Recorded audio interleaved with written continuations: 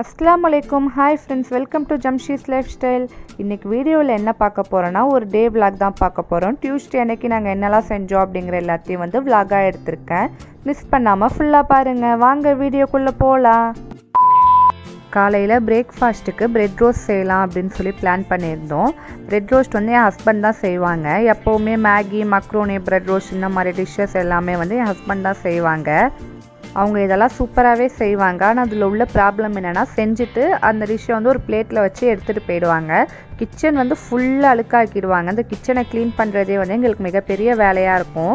அதனால் நீங்கள் செய்யாதீங்க, நாங்களே செய்கிறோம் அப்படின்னு சொல்லி கேட்போம். நாங்கள் செஞ்சாலுமே இது நல்லா இல்லை, இன்னும் கொஞ்சம் பெட்டராக செய்யலாம், நான் செஞ்சால் இன்னும் சூப்பராக இருக்கும் அப்படின்னு சொல்லி ஏதாச்சும் செஞ்சுட்டே சொல்லிகிட்டே இருப்பாங்க. அதனால் சரி இன்றைக்கி நீங்களே செய்யுங்க அப்படின்னு சொல்லி செய்ய விட்டுட்டோம். ஆனால் உண்மையிலே பிரெட் ரோஸ்ட் வந்து ரொம்ப டேஸ்ட்டாக இருந்துச்சு. நெக்ஸ்ட்டு ஒரு 11 o'clock இருக்கும். பாப்பாவுக்கு வந்து டைப்பர் காலி ஆகிடுச்சு. அதனால் டைப்பர் ஆர்டர் போட்டிருந்தேன். பார்சல் வந்துருந்துச்சு.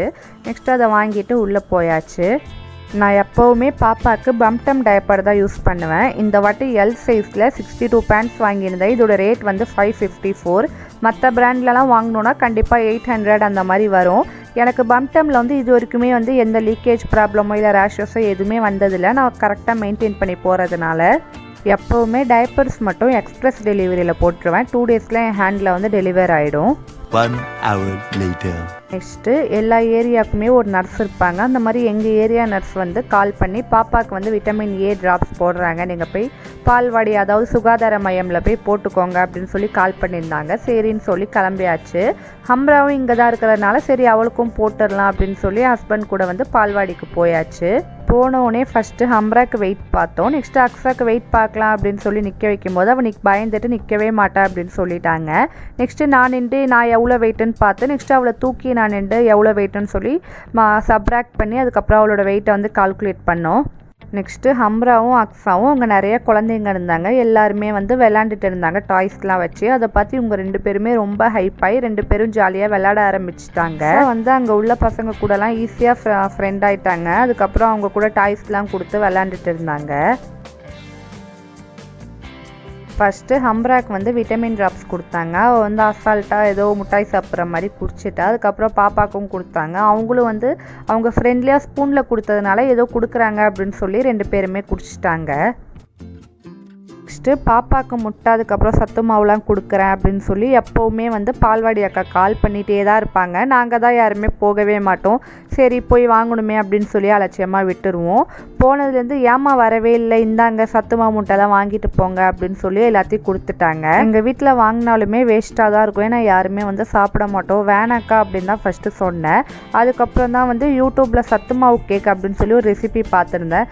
ஓகே அதை ட்ரை பண்ணி பார்க்கலாம் அப்படின்னு சொல்லி சரிக்கா கொடுங்க அப்படின்னு சொல்லி வாங்கிட்டு கிளம்பியாச்சு. 3 hours later. ஈவினிங் என் சிஸ்டரின்ல வந்து அவங்களோட மாமியாங்க வீட்டுக்கு போகிறேன் அப்படின்னு சொல்லியிருந்தாங்க. அவங்கள போய் விட்டுட்டு வரலாம் அப்படின்னு சொல்லி எல்லாருமே போயிட்டு வரலாம் அப்படின்னு சொல்லி கிளம்பியாச்சு. பாப்பாவை ரெடி பண்ணி வாசலில் போய் நின்றுருந்தேன். எப்போவுமே பாப்பா இப்போல்லாம் வாசலில் விட்டாலே கல்லெல்லாம் எடுத்து விளையாட ஆரம்பிச்சிடுறாங்க. மோஸ்ட்லி அவளை வந்து நான் வாசல்லே விட மாட்டேன். இந்த வாட்டி கிளம்பி கொஞ்ச நேரத்தில் வந்து டக்குன்னு போய் கல்லை பொறுக்க ஆரம்பிச்சிட்டாங்க. அதுக்கப்புறம் என்னம்மா புது ட்ரெஸ்லாம் போட்டு இப்படி செய்கிறியே அப்படின்னு சொல்லி கல்லெல்லாம் எடுத்து போட்டேன். சிஸ்டரின்ல வந்து பாப்பாவுக்கு டைப்பர் ரேஷ் க்ரீம் எல்லாமே வாங்கணும் அப்படின்னு சொல்லியிருந்தாங்க. அதனால கொள்ளிடம்ல அப்போலோ ஃபார்மஸில் வந்து நிறுத்தியாச்சு. நெக்ஸ்ட் அவங்க டைப்பர் ரேஷ் க்ரீம் அதுக்கப்புறம் ஹேர் ஆயில் ஷாம்பு எல்லாமே பாப்பாவுக்கு வாங்கினாங்க. நாங்கள் சும்மா வேடிக்கை பார்த்துட்டு இருந்தோம். பாப்பா வந்து அங்கே உள்ள அந்த எனர்ஜி ட்ரிங்க்லாம் பார்த்து ஜூஸுன்னு நினச்சி கேட்டுட்டு இருந்தாங்க. அவங்க ரெடி அது ஜூஸ் இல்லைம்மா அப்படின்னு சொல்லி சமாதானப்படுத்தி கூப்பிட்டு வந்தாங்க. ஒரே காமெடியாக இருந்துச்சு. A few moments later. Next போகிற வழியில் அப்படியே சிதம்பரத்தில் என் சிஸ்டர் இன்லா ஃபோனில் வந்து டிஸ்பிளே அப்படியே கழட்டிட்டு லைட்டாக வருது. அதனால் அதை சரி பண்ணிட்டு போயிடலாம் அப்படின்னு சொல்லி போயாச்சு. என் சிஸ்டர் இன்லாவோட மாமியார் வீடு வந்து கிள்ளை வந்து இந்த பிச்சைவாரம் அந்த சைடில் இருக்குது. எங்கள் ஊர் கொள்ளிடம் அதுக்கப்புறம் சிதம்பரம் அதெல்லாம் தாண்டி தான் கிள்ளைக்கு போகணும். போகிற வழியில் சரி ஃபோனை சரி பண்ணிட்டு போயிடலாம் அப்படின்னு சொல்லி சிதம்பரம்லேருந்து நிறுத்தியாச்சு. ஃபோன் வாங்கி எத்தனை வருஷம் ஆகுது அப்படின்னு கேட்டாங்க. 2 years ஆனதுனால வாரண்டிலாம் கிளைம் பண்ண முடியாது அப்படின்னு சொன்னாங்க. அதுக்கப்புறமா வந்து சரின்னு சொல்லி டிஸ்பிளே மட்டும் ஒட்ட வேணாம் அப்புறமா பார்த்துக்கலாம் அப்படின்னு சொல்லி வந்தாச்சு. நெக்ஸ்ட்டு பாப்பாவுக்கு ஸ்லிப்பர் வாங்கலாம் அப்படின்னு சொல்லி பக்கத்துலேயே உள்ள ஒரு ஸ்லிப்பர் ஷாப்புக்கு போயாச்சு.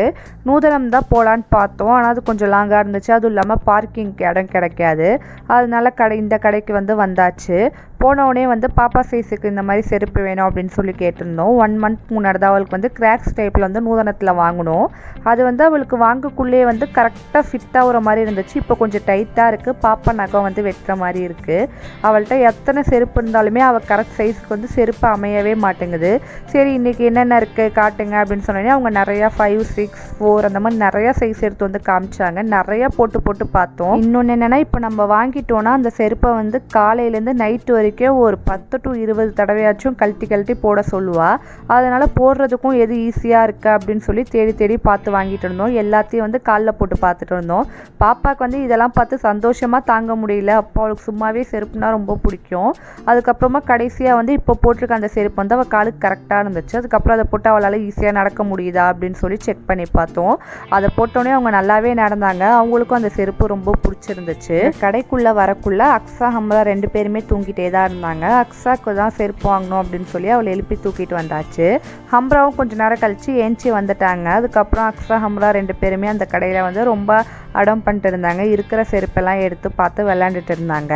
நெக்ஸ்ட்டு அங்கேருந்து பில் பே பண்ணிவிட்டு கிளம்பியாச்சு. எங்களுக்கு ஏதாச்சும் கலெக்ஷன் இருந்தால் பாருங்கள் அப்படின்னு சொல்லி அந்த அக்கா சொல்லிகிட்டே இருந்தாங்க. நெக்ஸ்ட் டைம் கண்டிப்பாக வந்து வாங்குகிறோம் அப்படின்னு சொல்லி பே பண்ணிவிட்டு அங்கேருந்து கிளம்பியாச்சு. 20 minutes later. நெக்ஸ்ட் என் சிஸ்டர் இன் லா வீட்டுக்கு போயாச்சு. அங்கே போனது நிறையா வந்து வீடியோஸ்லாம் எடுக்க முடியல. பாப்பா மட்டும் அங்கே இருக்கிற டாய்ஸ்லாம் வச்சு விளாண்டுட்டு இருந்தாங்க. அதுக்கப்புறம் டீ குடிச்சிட்டு அங்கேருந்து ஒரு 1/2 hour 45 minutes அதுக்குள்ளே வந்து கிளம்பியாச்சு. அங்கே திரும்பி வரக்குள்ளே ஹம்ரா நீவா உன்னை கூப்பிட்டு போயிடுறோம், அம்மா இங்கே இருக்கட்டும் அப்படிலாம் சொல்லிட்டு இருந்தோம். இல்லை நான்லாம் வரமாட்டேன் அப்படின்னு சொல்லி தலையாட்டிகிட்டே இருந்தாங்க. அதுக்கப்புறம் கொஞ்சம் நேரம் ஜாலியாக பேசிவிட்டு அங்கேருந்து கிளம்பியாச்சு. இந்த விளாக் உங்களுக்கு கண்டிப்பாக பிடிக்கும்னு நினைக்கிறேன். இந்த மாதிரி இன்னும் நிறையா விளாக்ஸ்க்கு நம்ம சேனலை மறக்காமல் சப்ஸ்கிரைப் பண்ணி லைக் பட்டனை ப்ரெஸ் பண்ணுங்கள். இன்னொரு வீடியோவில் பார்க்கலாம். அஸ்ஸலாமு அலைக்கும்.